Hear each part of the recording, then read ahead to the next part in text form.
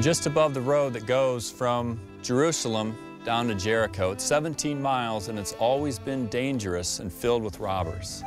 In fact, about 100 years before Jesus' day, Pompey came along and he wiped out all the robbers that were on this road. And during the Crusades, they built a fort about halfway between Jerusalem and Jericho to protect the pilgrims that traveled on this road. To travel this road in antiquity meant danger. There are many Jewish texts that instruct Jews not to help sinners. In this parable, the priest was unable to tell if this man was a sinner or not. He was naked, so he couldn't tell from his clothes what religion he was, and he was half dead, so he couldn't ask him anything. So the priest passed right by the man.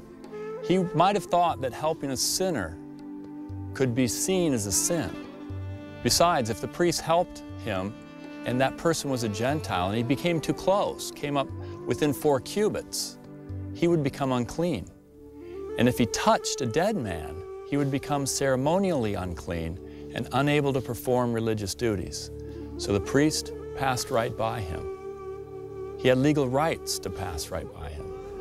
The Levite certainly knew that the priest was on the road, and he probably figured since the priest didn't help him, it might be a sin if he helped him. So he followed the example of the priest and he went right by him. After talking about a priest and a Levite, we expect to hear Jesus talk about a Jewish layperson next, but we don't. Jesus surprises us by mentioning a Samaritan.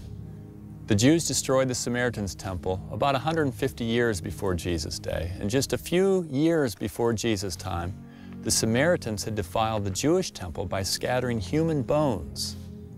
Some Jewish people in Jesus' day prayed that Samaritans would not receive eternal life from God. Some Jews also called Samaritans the stupid people. They didn't like each other at all. This is the Samaritan who shows up on the road.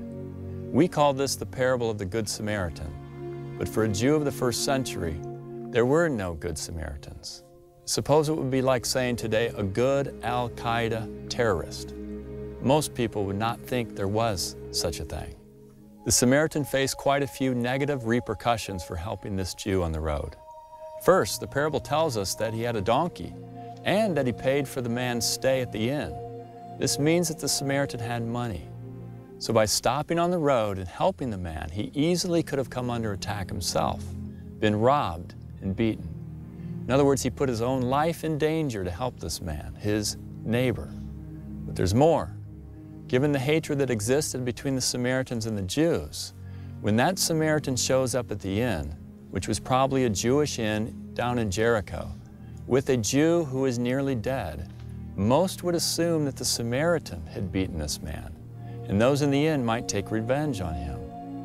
One author draws this parallel. He said, imagine an American Indian in 1875 walking into Dodge City with a scalped cowboy, checking into the room over the local saloon, and staying the night to help take care of this scalped cowboy. Most would probably not ask if the American Indian had scalped the man. They would assume the worst. Same for the Samaritan in our story.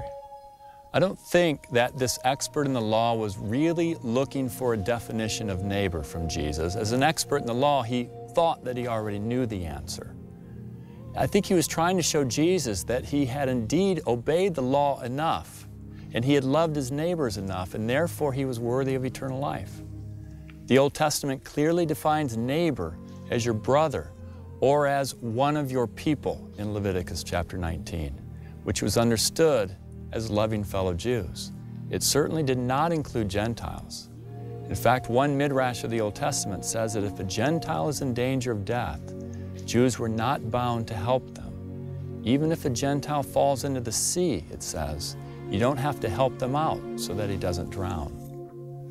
This is the dramatic demonstration of the kind of love that God offers us, and the kind of love He wants us to show our neighbors, a love that risks our time, our money, and even risks personal danger to help others.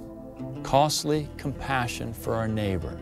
And yes, our neighbor needs to be extended beyond family, beyond borders to include everyone, even those hated by our current culture, illegal immigrants, Al-Qaeda terrorists, AIDS victims, prostitutes, Anyone that our culture would hate as much as the Jewish culture hated Samaritans back then. That is our neighbor. So, we must help abused women and girls who see their attackers' faces every time they close their eyes. The poor who can't find their next meal in the garbage can. The AIDS victim who slowly weakens until he dies. And their suffering families.